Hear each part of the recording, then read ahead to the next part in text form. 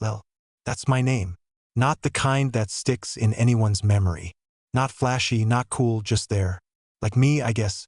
7 years of marriage to Elise felt like walking behind someone who never waited for you to catch up. She was always 10 steps ahead, laughing louder, dressing sharper, talking faster. I used to admire that. Now, I wonder if she ever saw me at all. She invited me to her boss's rooftop party in the city. Said it would be good for appearances. I asked whose appearance. She laughed like I was joking. I wasn't. Still, I went. I bought a new shirt I couldn't afford, dusted off the shoes that hurt after 30 minutes, and stood beside her in the elevator up to the 33rd floor like I was part of her world. The moment the doors opened, she was gone. Not physically. She was still there in that sea of soft jazz and cold champagne. But mentally, emotionally, she had already peeled me off like a coat she didn't want to wear inside. She didn't introduce me. She didn't reach for my hand.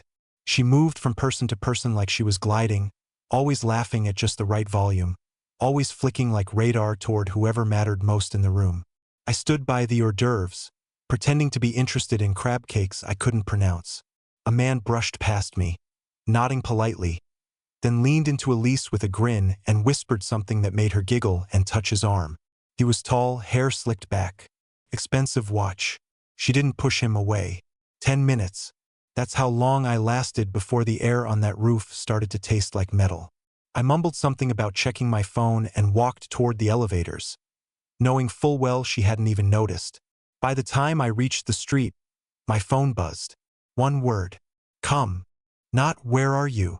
Not sorry. Not even hey. Just that, like a command. And here's the worst part. I went back.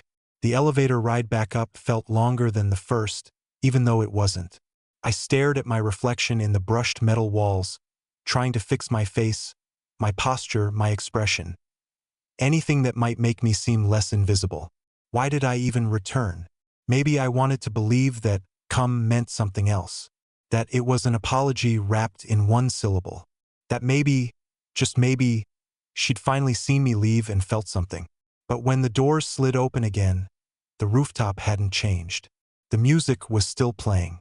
The wind still tugged softly at the white tablecloths. And Elise was still laughing at something that man, the one with the watch, had said. She didn't even look surprised to see me. She just turned her head slightly and made a small waving gesture, like she was summoning a waiter, then tilted her head back toward her conversation. I stood still. Seconds passed, maybe minutes. It was hard to tell. Then she finally walked over, her heels clicking across the stone floor like they didn't belong in my world. There you are, she said, placing a hand lightly on my chest, just enough for show. I was looking for you. I didn't say anything. Couldn't. I knew she hadn't been looking. Her eyes had never scanned the room. She hadn't moved from that corner once. And deep down, we both knew it. I need you to meet someone, she continued, tugging at my sleeve. I let her lead me back to the man, back to the corner, back to the place I had walked away from because I knew I didn't belong there. Lel, this is Bryce, she said. He's head of external growth. Bryce gave me that kind of handshake that isn't really a handshake, just fingers and a forced smile. He didn't ask what I did. He didn't need to. The way his eyes scanned my shoes, my watch, my shoulders. It was clear he already knew enough. We stood there in silence until Elise chimed in with a giggle. Lel is in software. He's very detail-oriented. Bryce smirked. That sounds important. I excused myself again. This time, I didn't go to the street. I just walked to the other side of the rooftop and leaned against the rail, looking out at the skyline. My hands were shaking. Not from anger, not even from humiliation. It was something heavier, like a realization sinking into my bones. That night, I watched her from a distance, and for the first time, I didn't feel like her husband. I felt like a witness, and then I saw it. Bryce handed her his phone. She typed something, smiled, and handed it back. I couldn't see what it was, but my stomach knew before my brain could catch up. I left again quietly just like before, but this time she didn't text. I didn't sleep that night, not even a little. I just laid there in bed beside her, eyes open, staring at the ceiling while she scrolled through her phone like nothing happened. Occasionally, she chuckled softly at something. Probably some dumb meme Bryce sent her, then turned her screen slightly away from me, not realizing that just that little movement screamed louder than any confession ever could. I wanted to ask her. I wanted to roll over and say, "What exactly was I invited to tonight? A party? Or an audition for the man you're planning to replace me with?" But I didn't, because that's who I am. I don't shout. I don't accuse. I drown slowly. Around 3 a.m., when I finally worked up the courage to speak, I said the weakest, most pathetic thing possible. "You looked like you were having fun tonight." She paused for a second, then smiled without looking up. "It was nice, wasn't it? You should have stayed longer. Everyone liked you." That was the first lie. No one had even spoken to me. The second came quickly after. "Bryce said you seemed interesting. I think he was surprised I married someone so thoughtful." She turned off the lamp after that and nestled into the pillow, as if she had just complimented me, as if comparing me to a silent pet she keeps for emotional decoration was meant to make me feel appreciated. The next morning, she was already dressed before I even opened my eyes. She looked sharp, expensive, and a little too excited for a Saturday. "Going out," I mumbled, still groggy. "Brunch with the team," she said, tying her hair into a ponytail. "We're planning next quarter's targets, so it'll be half work, half play." "Is Bryce going?" Her lips twitched for the briefest moment. Caught it, that microsecond before she recovered. "He might stop by, but it's not like that." "Not like what?" I didn't press further. I just nodded and watched her leave, the scent of her perfume trailing behind like a goodbye I didn't ask for. That day, I paced around the apartment like a ghost in someone else's life. I kept thinking back to the rooftop, her smile, her posture, the way she let herself fold into Bryce's energy like it was muscle memory. I scrolled through her Instagram. No new posts, but in the tagged photos, I found one from the party. There she was, laughing, not just politely, but the kind of unguarded laugh that I hadn't seen in years. Bryce stood next to her. Close. Too close. One of her coworkers had captioned it, "Dynamic duo fire."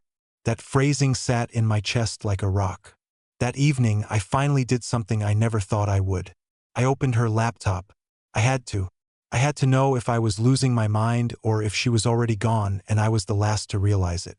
What I found wasn't proof, not exactly. Just a draft email with no recipient. The subject line read, "Let's not pretend anymore." My hand went cold on the mouse. She left it there, open, as if she wanted me to find it, or worse, as if she didn't care whether I did or not. The email sat there, frozen on the screen like it was mocking me. Just a subject line, no body text, no recipient filled in, no timestamp. "Let's not pretend anymore." It wasn't addressed to me, that was certain. Elise didn't speak to me like that, not even in arguments. And we didn't argue much anyway, mostly because I avoided confrontation, and she mastered the art of brushing things off with thin smiles and vague reassurances. I stared at it for a long time, wondering what it meant. Was it a confession? A plan? An accident she forgot to delete? Or had she written it, changed her mind, and left it sitting there like some loaded weapon that never got fired? I didn't confront her that night. I closed the laptop quietly and went to wash my face.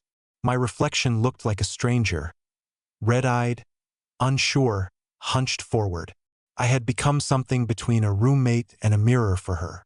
A dull presence in the background of her bigger, more exciting life. The following days were worse.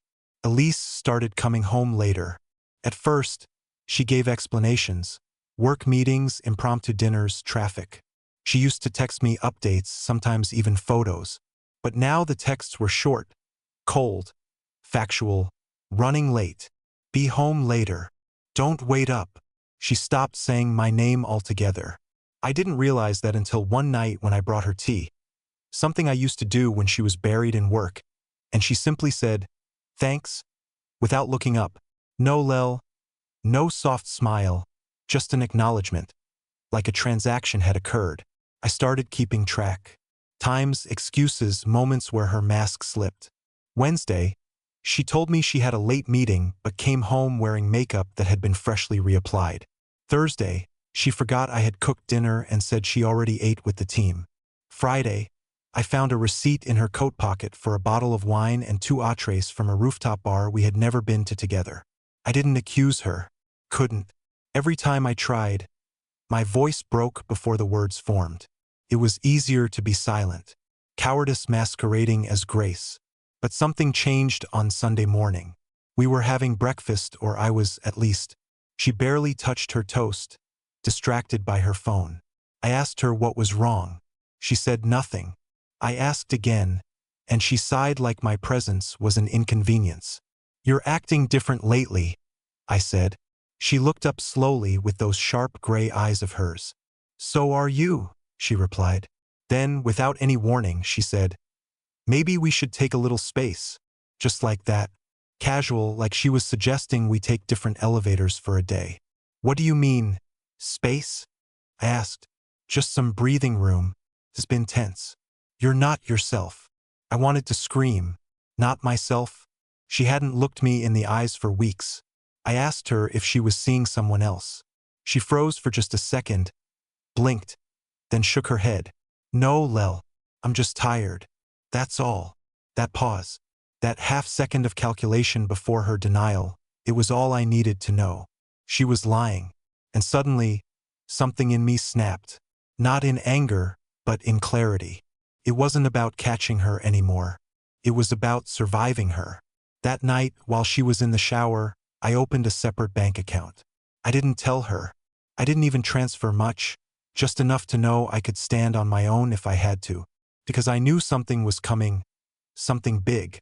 I started listening more, not just to her words, but to the quiet between them. The sighs, the tone shifts, the subtle tension in her voice when my questions drifted too close to her second life. Elise didn't know it, but she had begun leaving breadcrumbs. And I, the ghost of a husband, had finally begun to follow them. The first major crack came one evening when she stepped out onto the balcony to take a call. Normally, she took work calls at the desk, sometimes even with the speaker on. But this one was different. I watched from the hallway, just out of view. Her voice was hushed, her back turned. The light of her phone screen cast a reflection on the glass door. "I told you not tonight," she whispered. "No, I can't. He's being weird lately." Pause. A sigh. "I know, but I can't just disappear." Another pause. "I will soon. Just be patient." That was it. No names, no specifics, but it didn't matter. I had all the confirmation I needed. I didn't sleep at all that night. I lay on the couch, my eyes open in the dark, the sound of her voice repeating on a loop in my head. The next morning, I woke up to the smell of coffee. She was in the kitchen like nothing had happened, humming as she stirred sugar into her mocha. She wore one of my old t-shirts, the same one she used to steal from my side of the closet when we first moved in together. That used to mean something. Now it felt like a cheap cover. She smiled at me like we were still fine. "Morning, stranger." I could barely respond. My mouth was dry, and everything felt too loud. The clink of the spoon, the hum of the refrigerator. It all grated against me. I nodded, mumbled something about not sleeping well, and left the room before I said something I couldn't take back. I couldn't live in limbo anymore. I needed to know everything. Not guesses, not suspicions, cold facts. So, I did something I never thought I would. I reached out to someone I had never even liked. Corbin, one of Elisa's old coworkers, a loudmouth who drank too much at company parties and hit on everyone with a pulse. But Corbin had something I needed. Loose lips and zero loyalty. I sent him a message on LinkedIn, something casual. "Hey, long time. Can I ask you something discreet?" He replied in 15 minutes. "Depends how juicy." I offered to buy him lunch. He picked a spot that was just inconvenient enough to feel deliberate, like he knew exactly how badly I wanted this. We met 2 days later. He was already halfway through a beer by the time I arrived. "Man, I was wondering when you'd come around," Corbin said, grinning like a man with secrets. I didn't play coy. "Is she seeing someone?" He didn't flinch, just leaned back and rubbed his jaw. "Let me put it this way. Elise doesn't exactly hide her preferences, especially after a few glasses of wine. My stomach turned. He went on. Bryce has been sniffing around for months. After that Chicago trip last quarter, they were basically glued together. Did anyone see anything? Corbin raised an eyebrow. You mean like proof? I nodded. He shrugged. You didn't hear it from me, but one of the interns caught them in the copy room. Lights off, door barely closed. Could have been innocent, but no one believed that. I stared at my drink. My hands were trembling. And when was this? 3 weeks ago.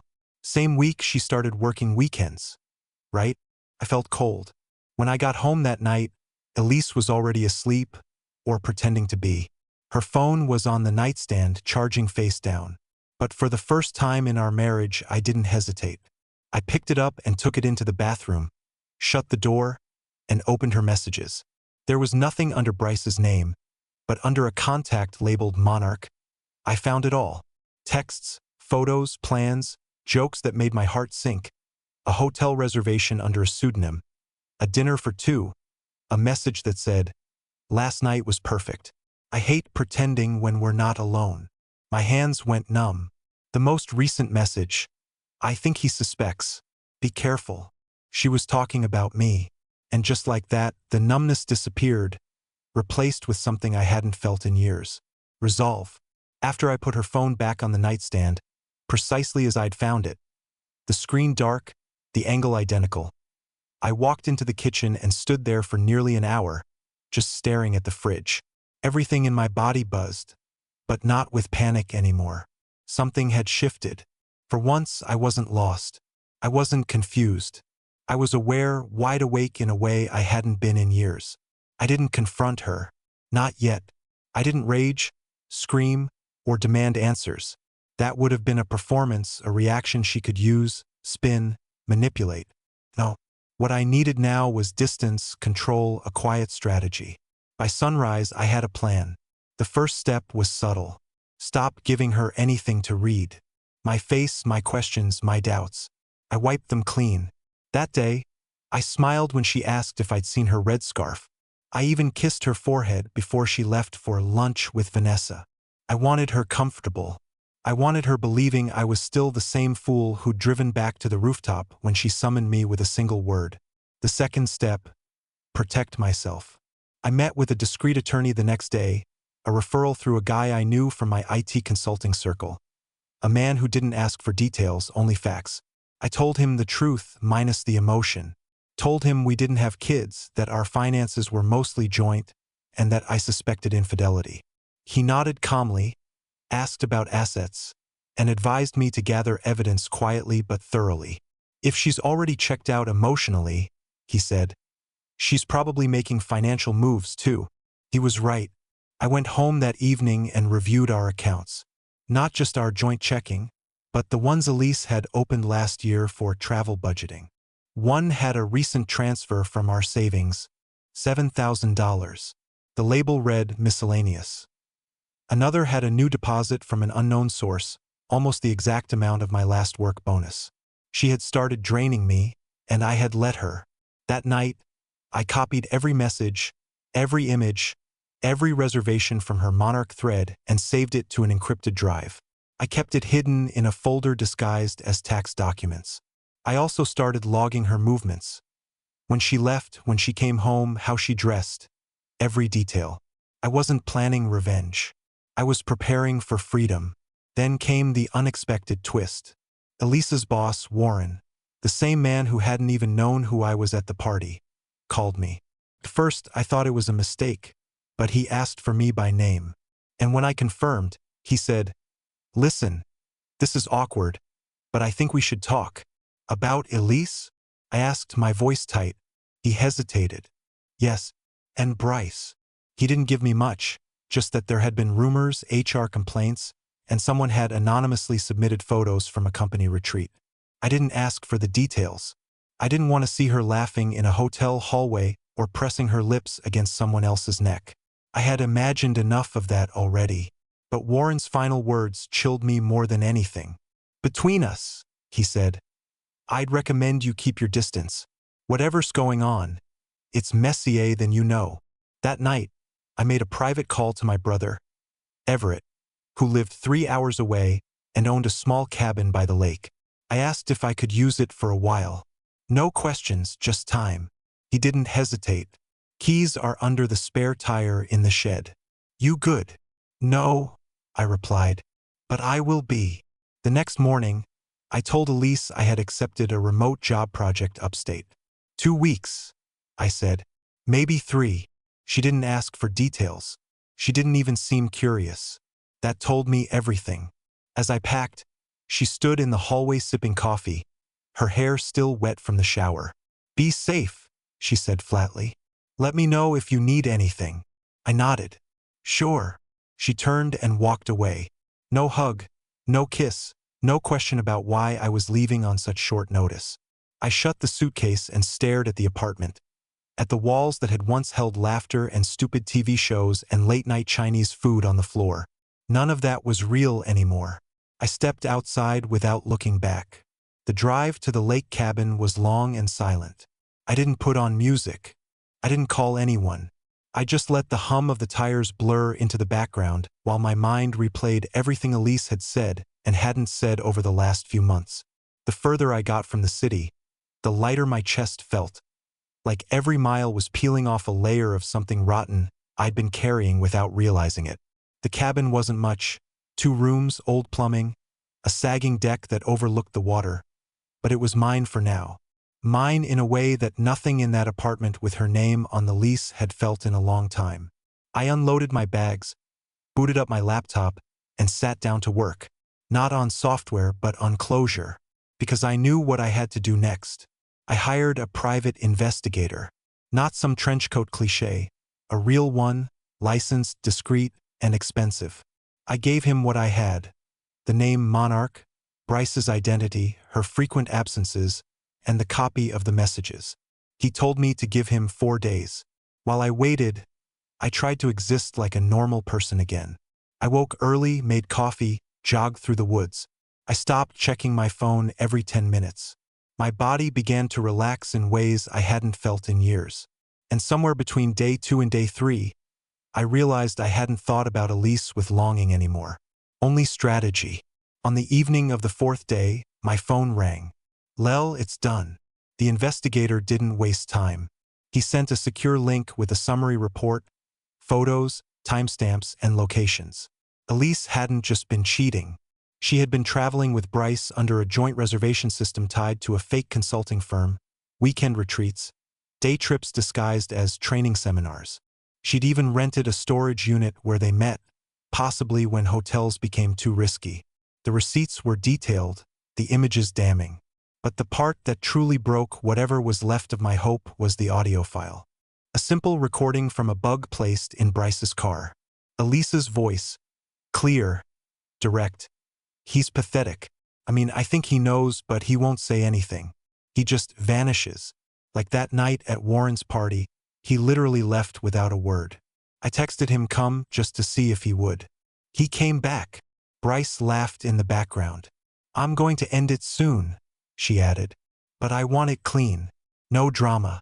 Just poof. He's gone. That moment did something to me. Not anger. Not heartbreak. Just a slow, deliberate silence inside my soul. Like something had finished burning and turned to ash.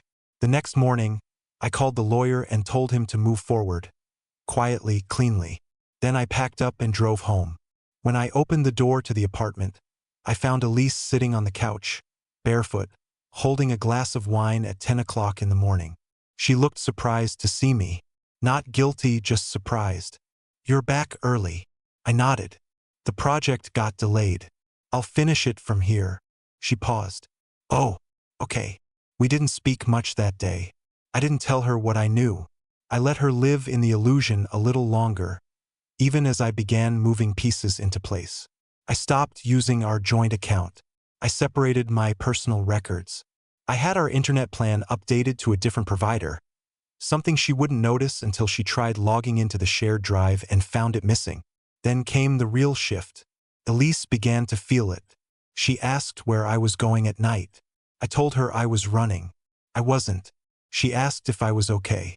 I said I was tired. I wasn't. She started watching me from across the room with something I hadn't seen in years. Uncertainty. And then one evening, she sat down next to me and said something that didn't match her tone. "Do you still love me?" I turned to her slowly, calmly. "Why? Did Bryce ask you to check?" Her entire body froze. She didn't move, didn't speak, didn't blink. She knew. And now she knew that I knew. The silence between us that night wasn't just awkward. It was war. She didn't deny it. After I mentioned Bryce, after I said his name with the kind of sharpness I didn't know I was capable of, Elise sat in silence. No excuses, no apologies. Her fingers tightened around the stem of her wine glass, and for a moment, I thought she might throw it. But she didn't. She just placed it on the table carefully and stood. "I guess this was always going to happen," she whispered. I stood too, slower, calmer than I felt. "No, Elise, you made this happen. I gave you everything I had. You chose the rest."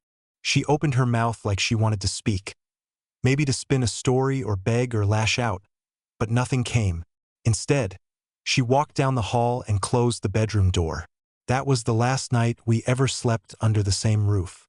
The next morning, she was gone before sunrise. No note, no text, no call.